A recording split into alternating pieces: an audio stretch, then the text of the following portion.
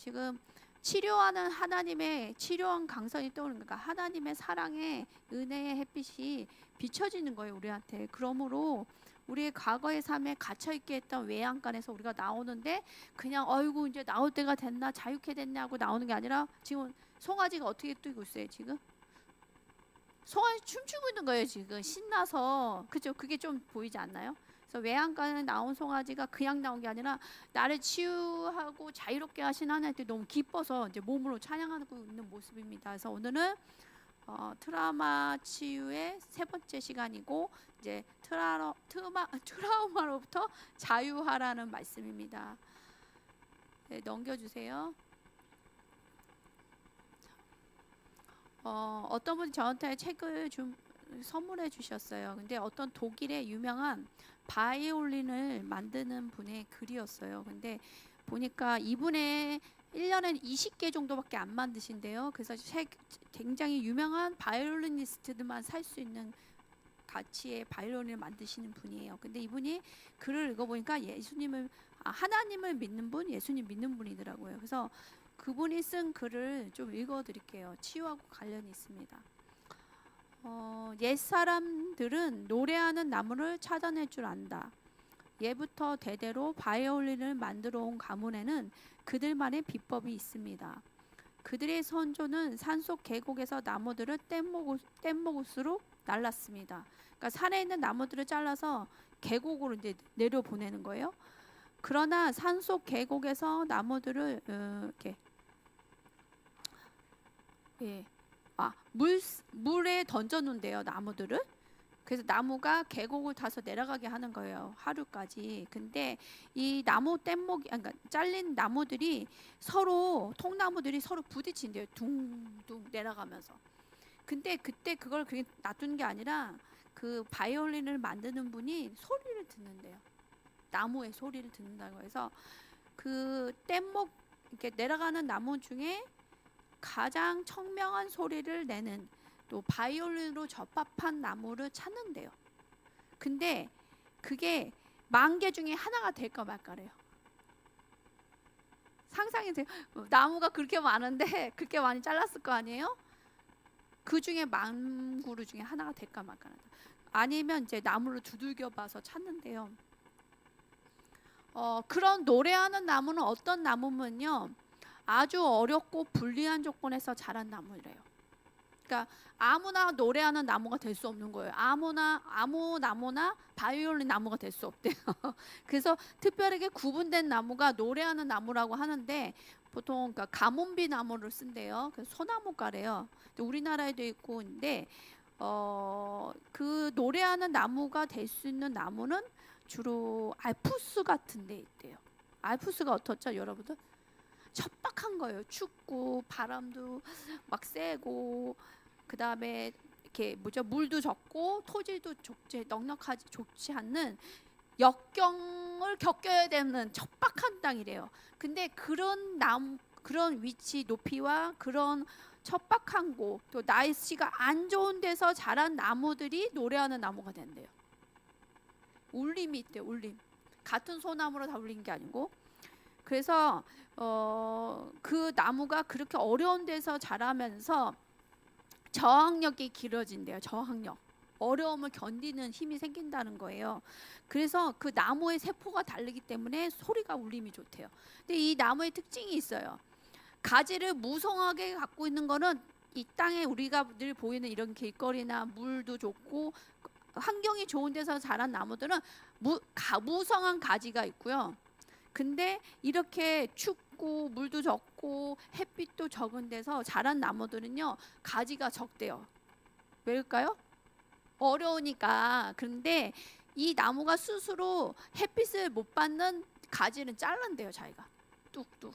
그래서 결국은 위에 햇빛이 볼 수 있겠죠. 위에 햇빛을 받을 수 있는 나무만, 가지만 갖고 있답니다. 우리에게 영적으로 말씀해 주시는 부분이 있어요. 하나님이 정말 우리 삶 속에 이렇게 하나님의 은혜를 받지 못하는 부분들은 기꺼이 잘라낼 수 있는 결단이 있어야 된다는 거예요. 제가 이제 해석하기로는 하여튼 이제 이 나무는요, 그래서 그런 진동함이 있답니다. 어려운 곳에 자랐기 때문에. 그래서 이렇게 얘기해요. 빨리 자란 나무는 무슨 얘기죠? 좋은 환경에서 자란 나무는 저항력이 약하다. 빨리 자란 나무는 자유롭게 고명하지 못한다. 그러니까 소리를 고명하지 못한대. 인간도 마찬가지입니다. 높아진 마음, 부유한 마음, 하나님보다 다른 마음이 가득한 사람은 성령님의 음성을 듣지 못합니다. 이 노래하는 나무는 노래하는 나무가 되기 위해서는 꼭 거쳐야 되는 게 있어요. 그게 뭐냐면 죽음입니다.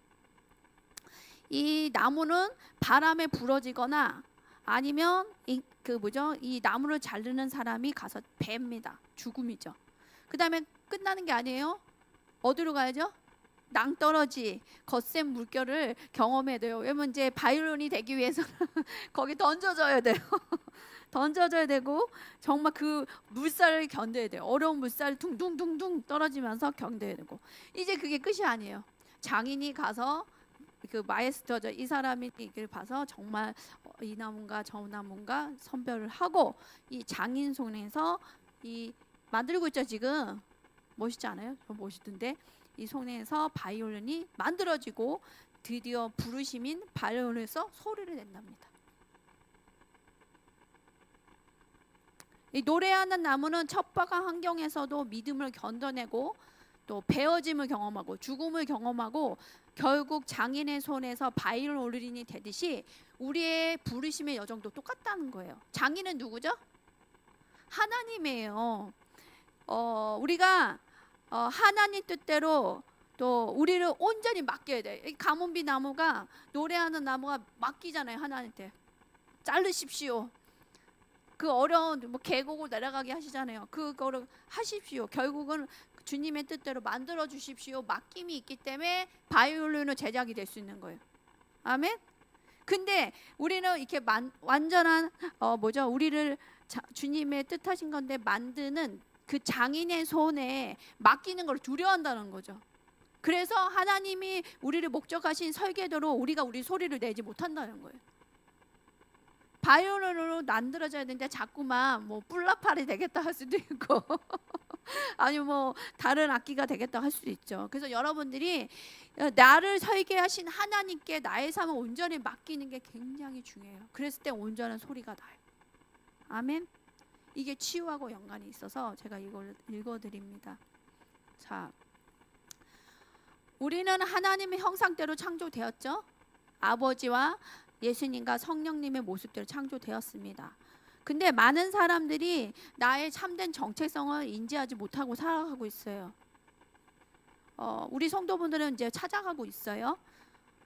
여러분들이 하나님께 부여받은 정체성대로 살아가지 않고 아무 생각이 없어. 내가 만든 나는 이렇게 살고 싶어. 그거는 있는데 나를 설계하신 분의 계획과 또 정체성에 대해서 모르고 산다는 거는 무슨 얘기일까요? 하나님의 목적하신 대로 살지 못하고 데스티니 이루지 못하고 사는 거죠.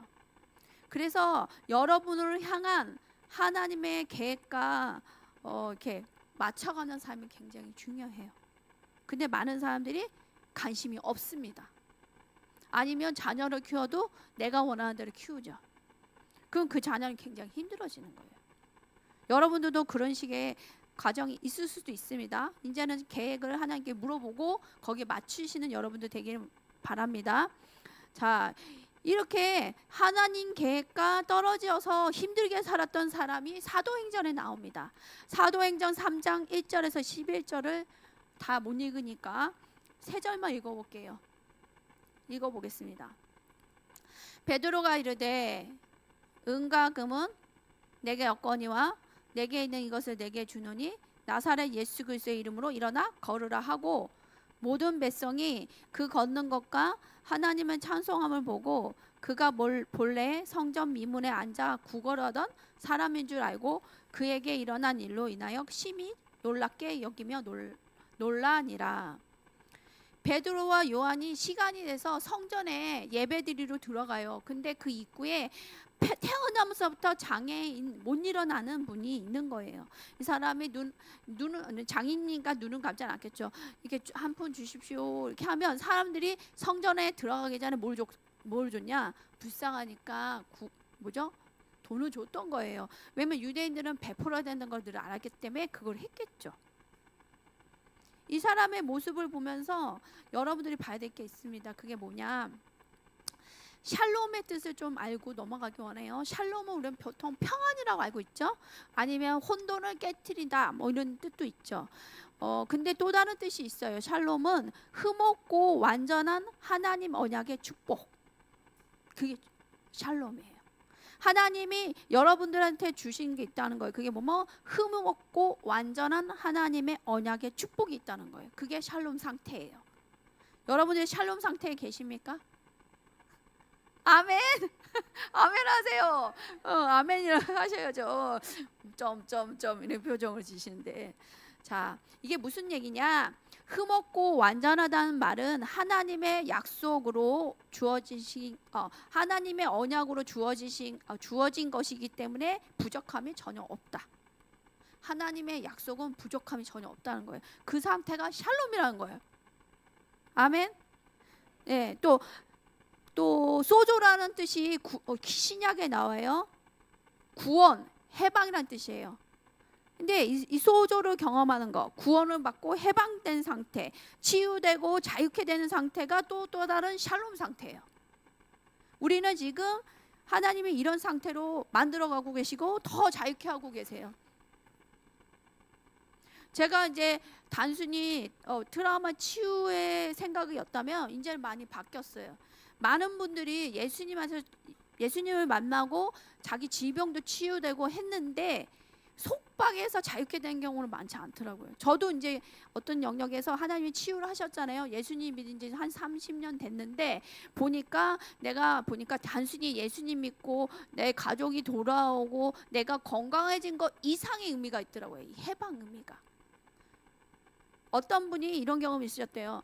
계속 예수님을 믿고 목사가 됐음에도 불구하고 계속 음욕이 오고 계속 술 중독에 대한 유혹이 굉장히 컸대요. 그래서 이분은 너무 힘들었던 거예요. 그래서 결국은 찾아보니까 어떤 분이 설교를 하다가 자기 마음에 딱 강타한 게 있었어. 그게 뭐면 가족의 계보를 처리하지 않았다는 감동이 들었대요. 그래서 이분이 자기의 가게에 대한 계보에 관심이 없었다가 외국분인데 조사를 해봤더니 조상들이 한 그 윗대분이 한 7분 중에 6분 이상이 다 알코올 중독으로 죽은 거예요.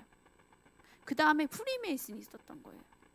그래서 이거를 다루고 나서 다 끊었는데 이분이 자기도 이미 사역자고 이미 하나님 일을 하고 있음에도 불구하고 뭔가 그 가게를 받았던 속박이 끊겨서 굉장히 달라졌다는 거예요.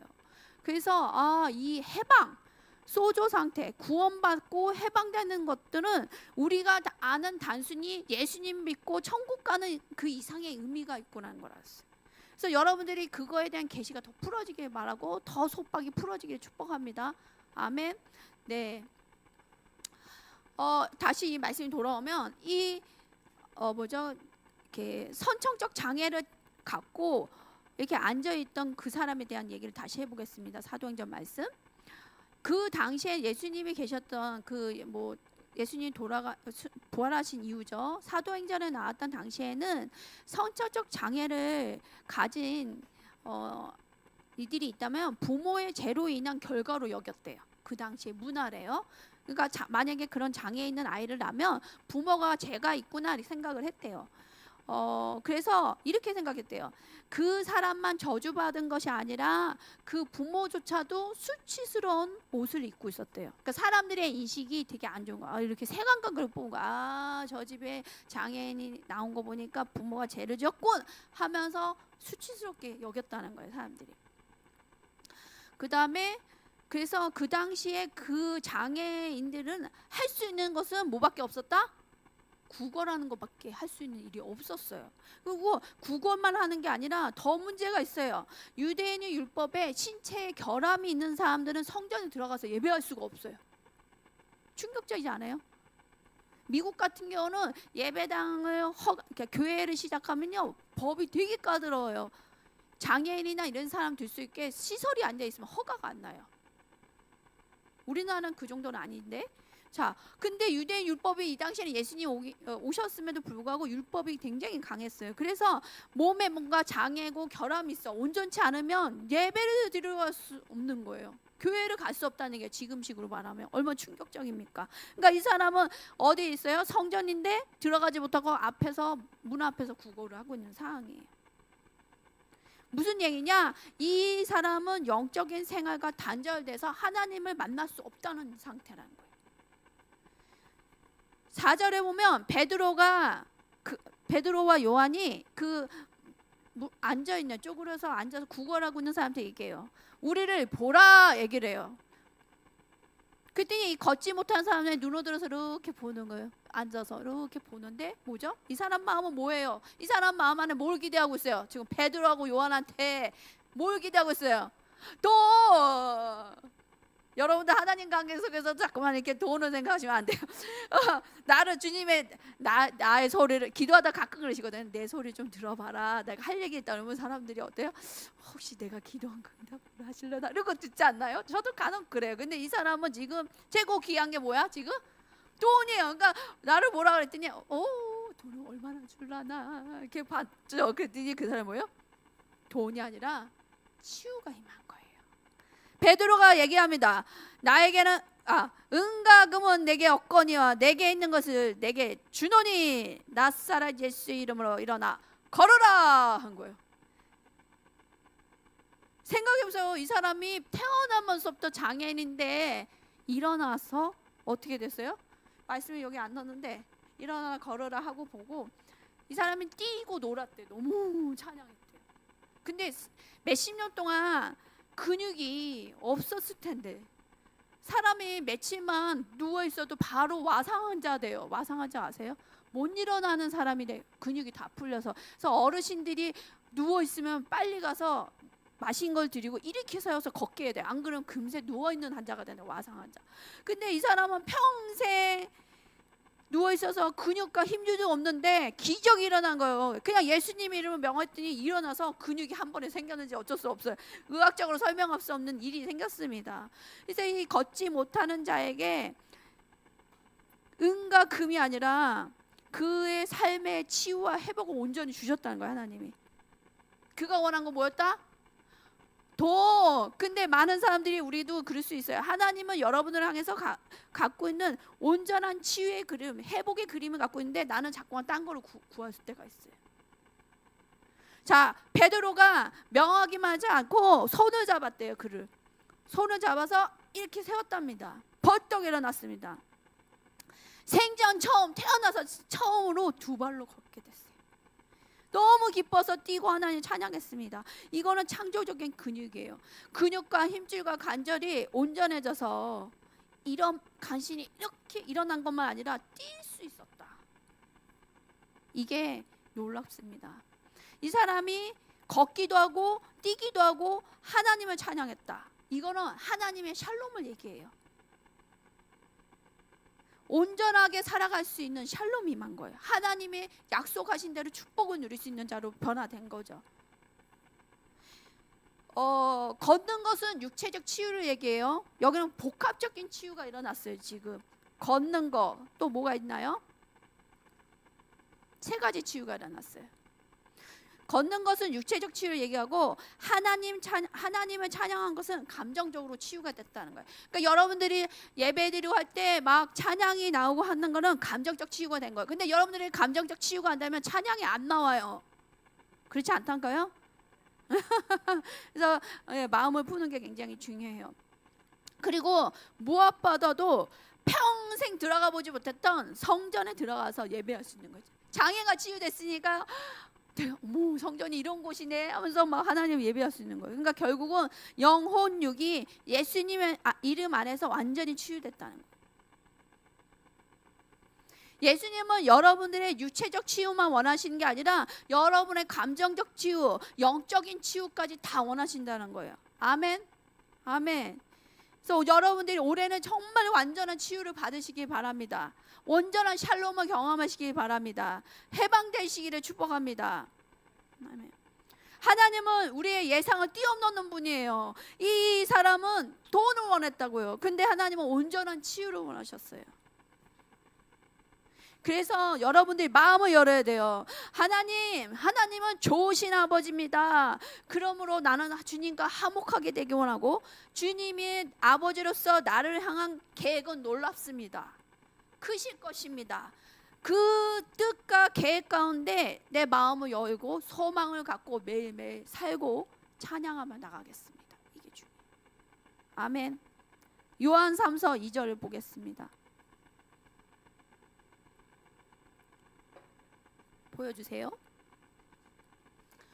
되게 간단한 말이지만 많은 의미가 있어요. 같이 읽어보겠습니다. 사랑하는 자여, 내 영혼이 잘된 같이 내가 범사에 잘되고 강건하기를 내가 간구하노라. 이렇게 나왔습니다. 요한이 썼어요. 이 말이 하나님이 여러분들을 향한 말씀이에요. 여기서 보면 사도 요한이 내 영혼이 잘된 같이라고 얘기를 해요. 그렇죠? 이 내 영혼이 잘된다는 뜻은 단순히 유체적, 환경적으로 형통하다는 뜻이 아니에요. 그거를 넘어선 의미예요. 무슨 얘기냐? 육체적으로, 환경적으로 형통한 것보다 너의 영혼이 하나님과 바른 관계에 있어야 돼. 이렇게 얘기하는 거예요. 하나님과 바른 관계에 있는 것이, 너희가 바른 관계 안에서 잘 되는 것이 가장 중요하다고 얘기하는 거예요. 근데 많은 사람들이요, 삶의 어려움을 경험하고 또 일이 막히고 고통 가운데 있대 그 일을 해결하려고 한다는 거예요. 근데 여기 말씀대로 보면 점검해야 할 것은 그 문제를 해결하는 것보다 하나님 관계를 점검해야 된다는 거예요. 단추가 잘못 꼈어요, 이렇게. 근데 자꾸만 밑에 거 풀어서 잠그면 똑같아지던가요? 원래 모습으로 가던가요? 어떻게 해야 돼요? 싹 풀어서 처음부터 촉촉촉 해야지 되잖아요. 똑같아요. 그래서 여러분 삶 속에 어려움을 만나고 일이 막히고 이럴 때 그 일을 해결하려고 하지 마시고, 내가 과연 하나님 관계에서 올바로 돼 있고 내 영혼이 주님 안에서 올바로 서 있어서 정말 바른 관계 속에 있는지를 보셔야 돼요. 바른 관계가 안 됐기 때문에 다른 게 풀리지 않습니다. 원점으로 가셔야 돼요. 원점. 아멘.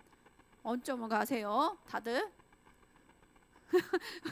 자, 두 번째, 범사에 잘 되고 이렇게 나왔어요. 범사에 잘 된다는 얘기는 단순히 물질적 성공이나 세상적 번영을 말하기보다 삶의 모든 영역, 가정, 관계, 일, 사역 등이 하나님의 인도하심 속에 하나님 뜻이 온전하게 이루어진 상태예요. 여러분들이 이게 아주 큰 의미라는 걸 받아들여야 돼요. 그래서 나의 삶 속에 기도하는 게 굉장히 중요해요. 하나님의 뜻이 온전히 이루어지도록 제가 인도하심을 잘 받을 수 있기를 기도합니다 하는 기도가 굉장히 중요해요. 자꾸만 나의 뜻을 온전히 이루소서 하시면 안 된다. 세 번째, 강건하다. 이 강건하다는 뜻은 단순히 육체적 건강을 넘어서요. 마음과 몸과 영의 조화로운 균형을 얘기해요. 영혼육이 균형이 잡힌 상태. 그게 무슨 말이냐? 우리한테 적용을 하면 신앙 속에서 살아갈 힘, 사명을 감당할 수 있는 영적 체력을 강구하는 기도 상태. 여러분들 사명을 감당할 수 있는 영적 체력이 있으십니까?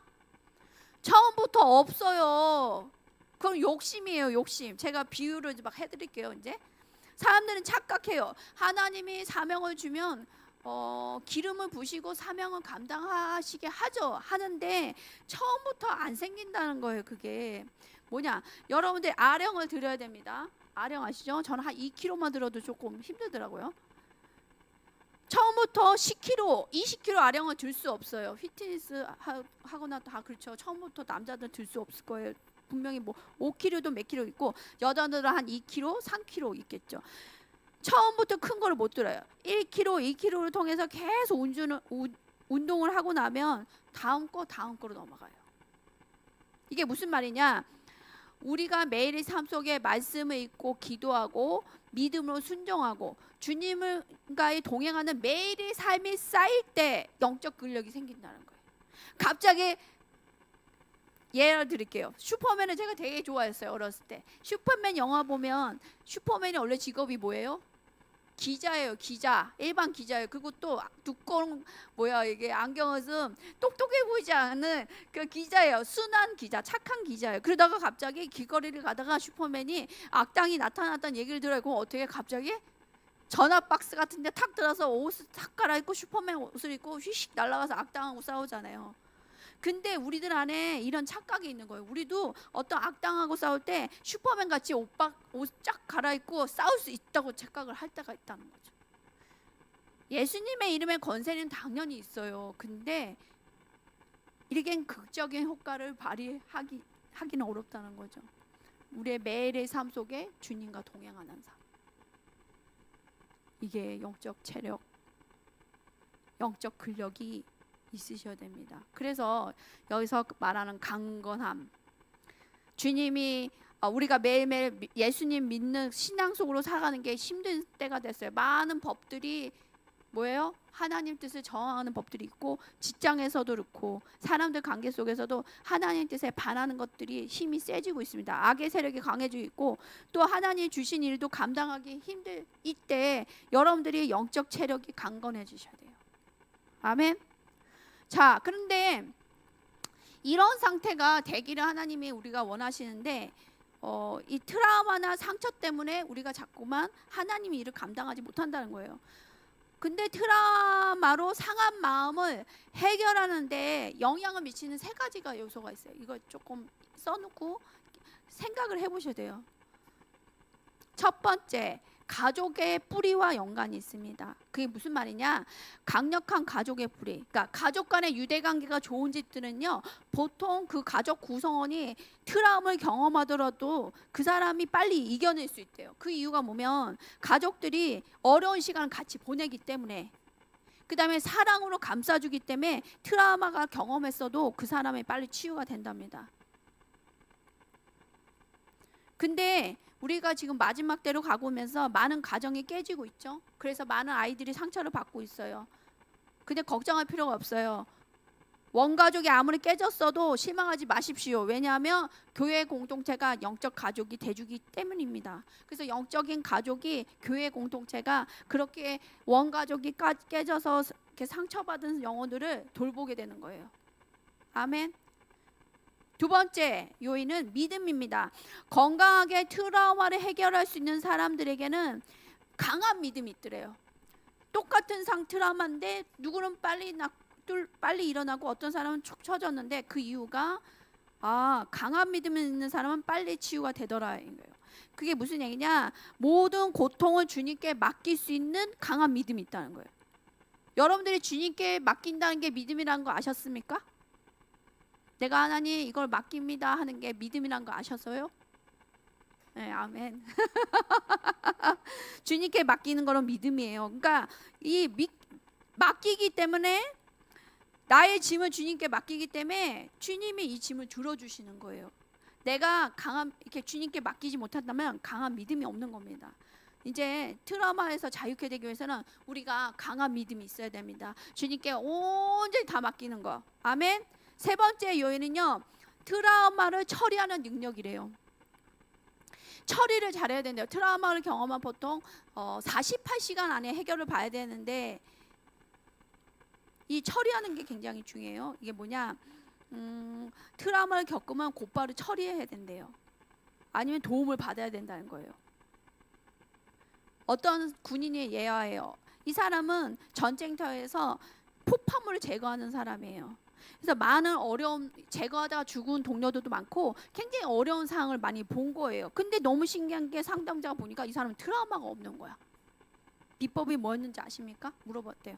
당신은 어떻게 트라우마가 없습니까? 그랬더니 이 사람은 매일 제거하는 거 다 하고 들어오면 같은 제거했던 동료들과 식사를 하고 잠자기 전까지 내가 오늘 무슨 일을 겪었는지 얘기를 했대요. 이런 걸 했고 이게 힘들었고, 이 토론하는 시간을 꼭 갖고 잤대요. 무슨 얘기냐? 트라우마를 갖고 힘든 거를 갖고 잠자리에 들지 않았더라예요. 이게 비법이었어요. 이게 성경에 나와 있는 거하고 연관이 있어요. 자, 성경에서는 해가 지도록 분노를 품지 말라고 나왔어요. 아멘. 분노를 풀지 않고 잠이 들면 악한 영이 들어올 수 있는 통로가 열려요. 해가 졌고 했는데 하루를 안 풀었어. 애기들이 보통 그러죠. 왜 울다가 자고, 어른들도 많이 그래요. 제가 보니까 이제 위 아래 없더라고요. 어른들도 부부싸움을 하거나 힘들면 울다가 잡니다. 왜 울죠? 속상해서가 아니에요. 분을 못 파는 거예요. 그 인간이 나를 이렇게 상처 준 건데 용서가 안 되니까 이를 갈든가 막 울다가 자잖아요. 그러면 분노를 품잖아요. 그리고 자버리면 문이 열려요. 문이 열려서 악한 영이 밤 동안 들어올 수 있는 통로가 열린답니다. 그래서 많은 시간을 그렇게 보내셨다면 여러분들이 많은 영들이 들어올 확률이 높다. 많은 사람들이 울분이 나서 뒤척이다가 잠이 드시더라고요. 그래서 저한테 상담을 많이 하시거든요. 이때 많이 들어온대요. 그래서 성경에서는 분명히 해가 지도록 분노를 품지 말라고 합니다. 여러분들 부부싸움 앞으로 하더라도 잘 화해하시기 바랍니다. 아멘. 트라우마로 인해 발생된 감정적 반응 처리를 그날 안에 해결해라. 잠자리 들기 전에 해결하라. 주님께 빨리 들어서 치유를 받으라는 거예요. 맡기라는 거예요. 그 다음에 자신을 힘들게 한 사람들을 마음에서 풀어줘라. 용서하라. 용서하지 못한다는 거는 그 안에 분노가 있다는 거거든요. 그렇게 마음이 깨끗해야지만 진정한 평안히 잠을 잘 수 있습니다. 그리고 잠을 자는 동안 새 힘을 얻을 수 있는 거예요. 근데 이 새 힘을 얻어야 되는 사이클 가운데 풀지 않으면 뭐가 쌓이죠? 몸에 병이 생기는 거예요. 그래서 아침 일어날 때 새 날이다 할렐루야 이렇게 되는 게 또 오늘도 그 인간은 또 아니면 직장 뭐 누구 이렇게 그 새 힘이 있나요? 없죠. 이거 패턴 바꾸셔야 돼요. 아멘. 나이 드신 분들 의외로 많더라고요. 자식들이 좀 힘들게 하면 울다가 자고 위어른 다 없어요. 다 똑같아요. 우리가 치유 받으셔야 됩니다. 자, 근데 이렇게 우리가 아무리 큰 우리 뭐 저번에 어디야 2주 전에 나눴듯이 많은 트라우마가 있을지라도 하나님은 부서진 조각도 다 맞춰서 아름답게 만드신다 했잖아요. 그걸 신뢰하고 나가셔야 됩니다. 시편 137편 3절에 상심한 자들을 고치시며 그들의 상처를 싸매시노다. 하나님은 방관하지 않으세요. 여러분들이 다치고 이런 것도 다 보시고 약을 바르셔서 상처를 싸매주시는 분입니다. 하나님께 기회를 주세요. 여러분들이 아프면 병원에 가서 치유를 받듯이 병원에 가는 기회를 주잖아요. 그렇죠? 똑같아요. 마음도 상하면 하나님이 좋은 의사죠. 기회를 드려야 돼요. 치유해 주세요. 성경 속에 트라우마를 겪은 사람 중에 누구를 좀 다뤘으면 좋을까? 근데 가만 생각해보니까 이 다윗을 다뤄야 되겠다 싶어서요. 다윗이 무슨 트라우마를 겪었는지 나눠볼게요. 여러분들하고 겹친 게 많아요. 저도 그렇고.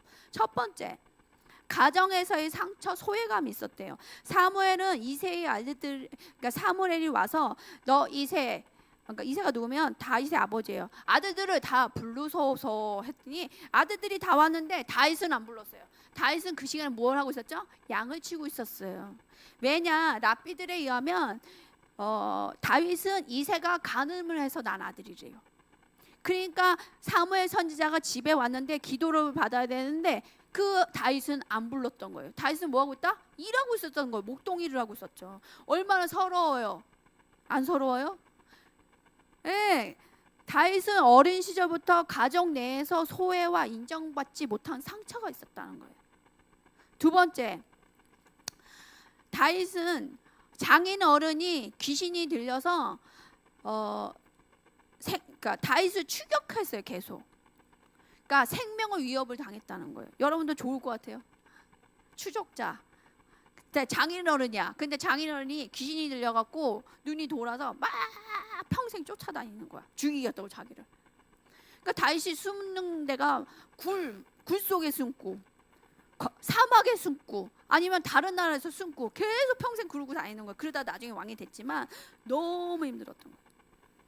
다윗은 사울에게 이유 없이 미움을 받고 끊임없이 쫓김을 당했다. 이제 이 얘기 뭐냐? 몇 년 동안 동굴과 광야를 전진하며 죽음의 공포와 지속적인 불안 속에서 살았다. 얼마나 무서웠을까 싶어요. 세 번째 드라마, 사랑하는 사람과 이별이나 단절된 것을 경험했다. 사울 왕이 자기 딸을 줬거든요. 그래서 결혼했어요, 다윗이. 근데 강제로 헤어졌어야 됐어요. 그래서 그 부인을 강제로 다른 남자랑 또 결혼을 시켰어. 장인어른이. 너무 충격적이에요. 트라우마예요. 그 다음에 사울의 왕인 아들인 요나단하고 깊은 우정을 낳았어요. 정말 사랑했어요, 서로. 좋은 우정을 나눴는데 이 사울의 질투, 미움 때문에 서로 만날 수 없었어요. 그러니까 관계의 단절의 아픔이 있었어요. 네 번째, 이 아픔이 굉장히 컸던 사람이에요. 배신의 경험이 큽니다. 예수님처럼 배신의 경험이 커요. 사무엘상 23장을 보면 블레셋 사람들이 그일라 사람들을 괴롭혀요. 그래서 그일라 사람들의 농작물을 착취해가고 괴롭히니까 다윗이 기도를 해. 하나님, 이 사람들을 도와줄까요? 그일라 사람들을 블레셋 사람들한테 구해줄까요? 했더니 하나님이 싸워라 얘기해요. 그래서 다윗이 가갖고 용사들과 싸워요. 블레셋 사람들을 다 처단하고 그일라 사람들의 가축을 돌려줘요. 근데 이 그일라 사람들이 배신을 해요. 다윗이 그일라에 있다는 것을 누가 얘기를 해, 사울 왕한테. 그랬더니 사울 왕이 득달로 날라오죠. 다윗을 잡으러 가야 되겠어. 그래서 그일라에 와요. 온다는 소리 듣고 다윗이 기도합니다. 하나님, 제가 떠나야 됩니까? 어떻게 해야 됩니까? 그랬더니 하나님이 이런 거야. 그일라 사람들이 너를 사울 손에 넘길 것이다. 이 음성을 듣고 다윗이 쓸쓸히 그일라를 떠납니다.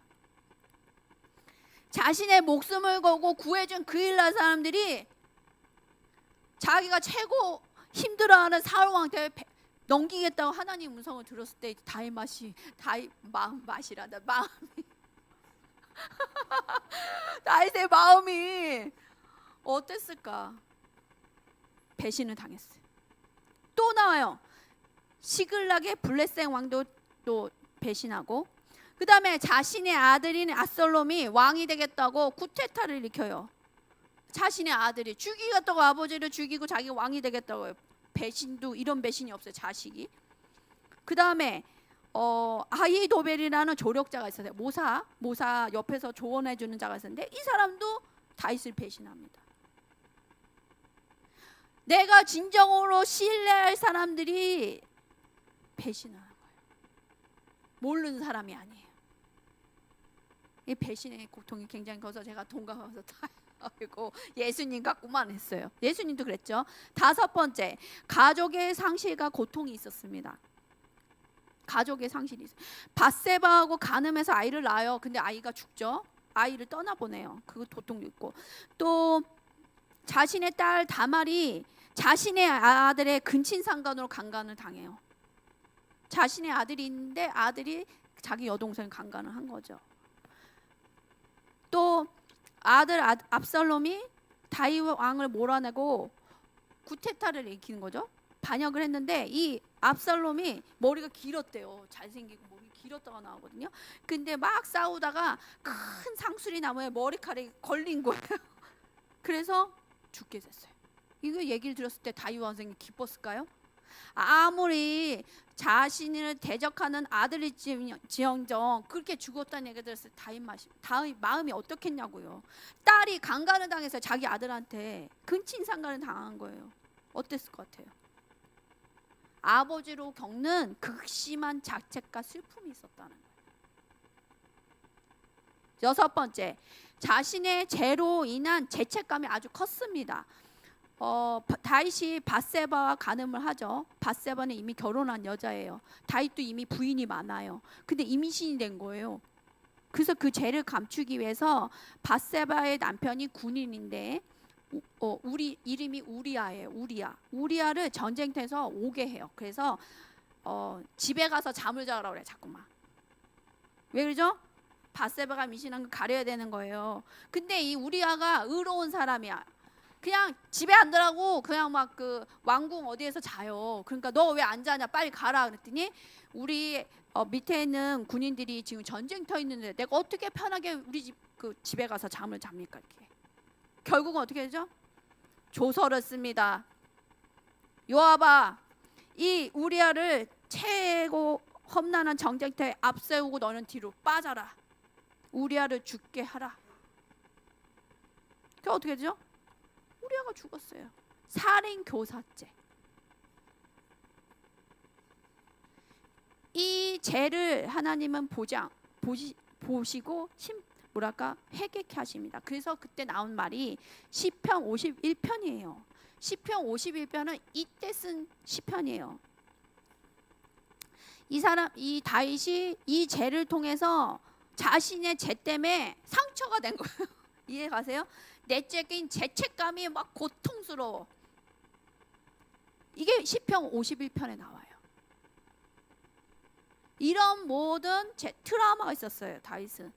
근데 다윗이 트라우마를 이겨냈다는 게 중요한 포인트예요. 우리가 다윗같이 이겨내야 된답니다. 아멘. 어떻게 이겼냐? 이제 첫 번째, 하나님과 깊은 친밀감과 기도와 찬양의 생활을 했다. 시편에 많은 글을 다윗이 썼어요. 다윗은 어려움이 생길 때 사람한테 도망하고 누구 도움을 구하는 게 아니라 하나님께 도망가듯이 갔어요. 그게 도망가는 게 어디 성전 들어가고 이게 아니라 기도와 찬양을 했다는 얘기예요. 시편 곳곳에서 얘기해요. 여호와는 나의 피난처, 나의 요새십니다. 그의 상처를 하나님께 다 고백했어요. 토로하고 울부짖었습니다. 여러분들 울부짖어 본 적 있어요? 정말 시원케 되고 자유케 됩니다. 여러분들이 여태까지 이걸 못했다면 하셔요. 주님께 울부짖고 다윗같이 치워서서 여러분들의 억누르던 모든 감정은 주님께 토해내야 돼요. 토해내지 않기 때문에 병이 오는 거예요. 뼈가 눌리죠. 두 번째, 자신의 감정을 정직하게 하나님께 표현했다. 중요해요. 여러분들 감정이 부모님이 많이 너 화났니? 너 왜 그러니? 감정 읽어주지 않으면 나중에 굉장히 화가 많은 사람이 돼요. 부모님이 그 감정을 무시했기 때문에요. 어떤 분이 얘기하더라고요. 우리 딸은요, 뭐 기쁘면 했대요. 신난다. 그러면 그거를 뭐라고 했대요. 왜 이렇게 유난스럽냐고. 또 반대로 너무 조용했대요. 왜 또 조용하냐고. 여러분들이 어렸을 때 지금 화가 많다면 분명히 부모님이 여러분들의 좋은 감정, 나쁜 감정을 다 읽어주지 않았던 거예요. 무시하게. 우리 집은 그렇게 소리 나면 안 돼. 저 아는 분에 들어가 잇몸이 보이고 웃으면 안 된다 그랬대. 그래서 웃지를 못했대. 집에서 맨날 이러고 있었다는 거예요. 이제는 감정을 푸세요. 아멘. 주님께 표출하세요. 그래서 다윗은 분노, 두려움, 슬픔 모든 감정을 하나님께 올려드렸습니다. 그러므로 이 사람은요, 트라우마가 쌓이지 않고 영적 해소로 갔다는 거예요. 우리 성도분들이 영적 해소의 문이 열리게 축복합니다. 아멘. 그래서 자꾸만 화내는 분이 되지 않기를 원해요. 아멘. 주님께 사람한테 화내지 말고 하나님께 하래서 차라리 푸세요. 세 번째, 하나님의 약속과 말씀을 붙잡았습니다. 시편 23편 1절에 주는 나의 목자시니 내가 부족함이 없으리로다. 어떤 상황에도 하나님의 신실함을 신뢰했다. 또 위기의 순간에도 내 영혼아 내가 어찌하여 낙심하느냐. 자기 자신을 향해 말씀으로 격려한 거예요. 낙심하지 말아라. 여러분들 삶 속에 이게 필요해요. 말씀으로 나를 격려해주고 위로를 해야 돼요. 하나님 말씀으로. 네 번째, 공동체적인 지지가 있었습니다. 이게 무슨 얘기냐? 다윗이 혼자 있지 않고 이 트라우마가 있을 때 선지자 사무엘, 요나단, 용사들 또 믿음의 동역자들을 통해서 위로와 격려를 받았다는 거예요. 혼자가 아니라 함께 싸우는 동역자가 있었다. 동굴이나 광야에 혼자 있었다면 이 사람은 완전 트라우마 덩어리였을 거예요. 근데 공동체가 있었기 때문에 큰 힘이 되었고 트라우마를 이길 수 있었다는 겁니다. 아멘. 우리 교회의 공동체가 이렇게 돼야 되고 한국 교회의 공동체가 이렇게 돼야 된다고 믿습니다. 아무리 적이 악이 기승한들 그들이 공격한다 할지라도 하나님께서 교회의 공동체를 통해서 이 역할을 하게 하실 줄 믿습니다. 다섯 번째, 하나님 나라의 큰 그림을 볼 수 있는 시각이 있었다. 다윗은 고난을 단순히 내 개인적 아픔으로 여기지 않았대요. 나는 왜 이렇게 인생이 작가라고 보지 않고 하나님 역사 속에서 일어난 일로 봤다는 거예요. 시각이.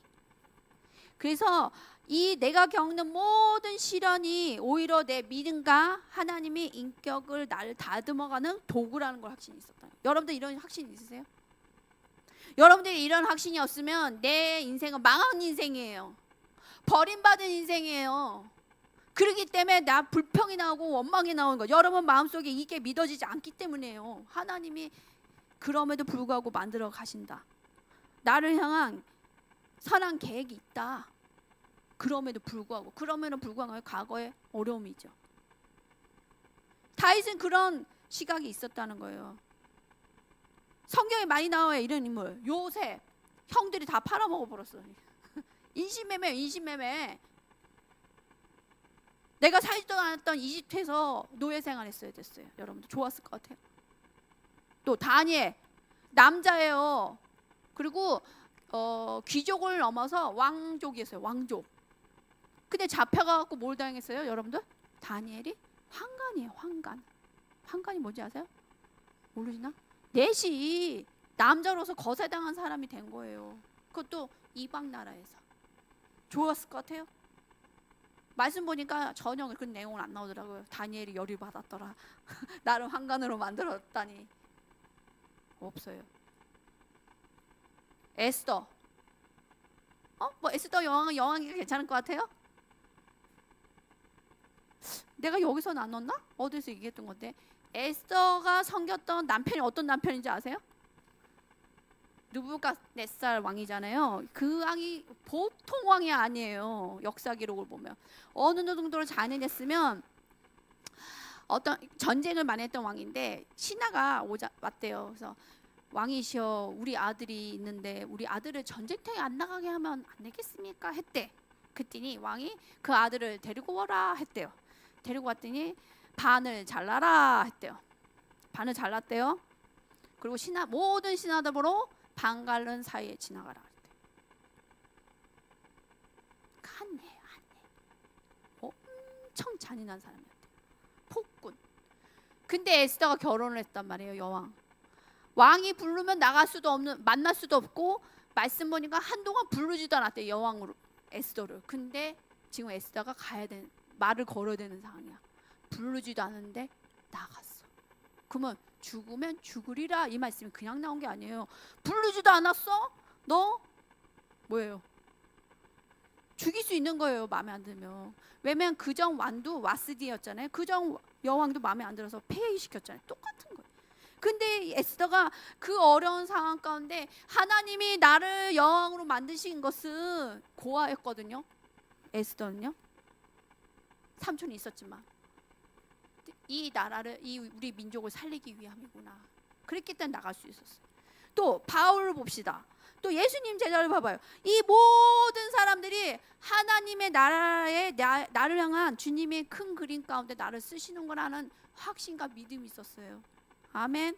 여러분들 이게 있으시길 축복합니다. 그래서 말씀을 간단히 쭉 읽고 이제 치유기도로 들어갈 건데요. 다윗이 시편을 많이 썼다 그랬잖아요. 시편에 트라우마를 회복했던 말씀들이 많이 나와요. 그래서 그거를 봐야 되거든요. 봐야 되거든요. 말씀을 읽고 이제 치유 시간을 좀 가질게요. 더우시면 에어컨 또 트셔도 됩니다. 시편은 그래서 많이 읽어보세요. 다윗이 심령이 어땠을까? 자, 두려움과 위기 속에서는 어떤 걸 말씀을 읽었죠? 썼나요? 고백을 했나요? 내가 읽으세요 같이. 내가 두려운 날에는 내가 주를 의지하리라. 불안이 언습하고 했대. 불안에 쏠려가는 게 아니라 상황에 쏠려가는 것이 아니라 내 마음을 하나님께 고정시켰어요. 또 마음이 무너질 때 읽으세요. 내 마음이 내 속에서 상할 때 나는 주를 바라보았나이다. 이게 무슨 말이냐? 저도 이런 거 경험해봤어요. 감정이 붕괴될 때가 있었어요. 저도 너무 힘들 때. 여러분도 안 경험해보셨어요? 감정이 붕괴되는 거? 저만 극하게 경험해봤나? 이때 다윗은요 하나님을 찾았다는 거예요. 또 세 번째, 배신과 상실의 아픔 속에서 다음 페이지입니다. 읽어볼게요. 나는 하나님께 부르짖으리니 여호와께서 나를 구원하시로다. 저녁과 아침과 정오에 내가 근심하며 탄식하리니 여호와께서 내 소리를 들으시로다. 배신과 이런 고통 속에 주님께 나가서 정직하게 기도하는 게 계속. 봐봐요. 얼마나 힘들었으면 저녁과 아침과 정오.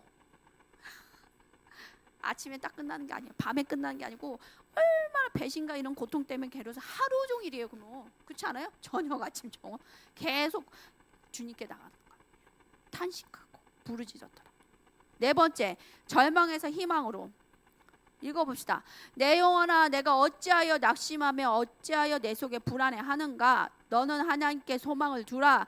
나는 그가 나타나 도우심으로 말미암아 내 하나님을 여전히 찬송하리로다. 자기 영혼에 대해서 선포해 주는 거예요. 그래서 말씀으로 기도하는 게 무기예요. 여러분들이 그냥 아유 보이 목사한테 전화해서 기도나 받아야 되는데 이게 그것도 필요해요. 근데 최고 중요한 거는 내 영혼을 깨우는 말씀으로 선포해 줘서 깨우는 거. 그래서 시편으로 기도를 매일 하라고 하는 거예요. 제가 추천해 드리는 거예요, 여러분한테. 초대교회는 축사 사역을 다 안 했대요. 시편 기도 경배를 통해서 다 그냥 축사가 됐대요. 대답을 안 하시. 우리 기도 그렇게 자연스럽게 자가 축사를 하시기 바랍니다. 5번, 안식과 치유에 대한 말씀이 있어요. 우리 늘 하는 말씀. 그가 같이 읽읍시다. 그가 나를 푸른 풀밭에 누이시며 넘겨주세요. 실만한 물가로 인도하신도다. 내 영혼을 소생시키십니다. 이 고백으로 해서 그 밥종수 목사님이 그렇게 막 죽음의 위협이 있고 알코올 중독로 힘들 때 이걸 계속 했을 때 닦였다 그랬잖아요. 결국은 치유됐다는 간증을 안 하셔서 목사님이 앞부분만 얘기해요. 완전히 치유되셨다는 간증이에요. 그래서 완전한 선지자로 들어가신 거예요. 그 이후에. 근데 여러분들이 완전한 부르심 가기 전에 꼭 그 전까지 큰 싸움이 있어요. 사단이 끝까지 안 놔주려고 그래요. 용을 쓴다 그러죠? 용을 씁니다. 그래서 말씀으로 기도로 이겨내시기 바랍니다. 아멘. 시편 131편 읽겠습니다. 여호와 내 마음에 교만하지 아니하고 내 눈이 오만하지 아니하며 내가 큰 일과 감당하지 못할 놀라운 일을 하려고 힘쓰지 아니하나이다. 실로 내가 내 영혼으로 고요하고 평온하게 하기를 젖된 아기가 그의 어머니 품에 있음 같게 하였나니 내 영혼이 젖된 아이와 같도다. 여러분들이 온전한 샬롬으로 들어가지 못하는 이유 중에 하나가 교만이에요. 여기 보면요, 내 마음이 교만하지 아니하고. 교만하다는 거 보면 하나님의 뜻이 있는데 내가 다른 뜻을 갖고 있는 거예요. 자꾸만 거기가 보여지고 내가 하고 싶으니까 평안하지 않은 거예요. 그리고 큰 일과 감당하지 못할 놀라운 일을 하려고 힘쓰지 않는다. 이게 무슨 얘기예요? 내가 하려고 하는 건 교만이에요. 이것도 같은 얘기예요. 그러니까 하나님이 맡기지 않은 어떤 일을 자꾸만 내가 하려고 하니까 힘이 들어가고 애쓰게 된다. 그러면 어떻게 해요? 평안해요? 넉다운이 되는 거예요. 그래서 평안하지 않고 힘든 거예요. 이 말씀대로라면 여러분들의 마음이 교만한 마음이 다 낮아지셔야 됩니다. 여러분들이 계획했던 것들이 다 내려놓고 하나님을 신뢰하는 마음으로 나가셔야 돼요. 맡기는. 그래서 그 상태가 어떤 상태냐? 젖을 먹여봤던 분들이 계시네요. 반 이상은 젖을 먹여보실 것 같아요. 애기들. 저는 우리 조카 분유를 먹였지만 모유 수유할 때 보면 분유도 마찬가지예요. 애기가 품에서 막 먹으면요, 먹고 나면요 자요. 바로 새근새근 코를 골아요. 새근새근. 그 상태예요. 하나님 품에서 그렇게 자고 있는 모습이에요. 우리가 평온하지 않는 이유는 뭐다? 교만하기 때문이다. 맡기지 못하기 때문에. 예, 오늘 치유 이제 할 겁니다. 말씀을 여기까지 하고 기도가 중요해요. 그래서 이제 기도를 할 거예요. 그래서 스펀지 같이 다 받읍시다. 근데 트라우마의 치유에 가장 중요한 거는 쓴뿌리가 제거돼야 되는데, 쓴뿌리를 제거하려면 뭘 해야 되냐? 나한테 그런 트라우마를 줬던 사람들에 대해서 용서를 해야 돼요. 그 용서 없이는 치유 안 돼요. 트라우마가. 그래서 먼저 제가 트라우마 기도를 계속 읽어드릴 거예요. 한 10분 이상 되는 내용인데 그냥 치유가 돼요 많이. 근데 전제 조건은 지금 눈을 감으시고 내가 어떤 상황에 트라우마 적였는지 하나님께 여쭤보고 그거를 상처 줬던 사람은 용서합니다. 풀어내는 기도를 꼭 하시길 바랍니다. 그 기도 이후에 제가 하는 기도를 받으시면 됩니다.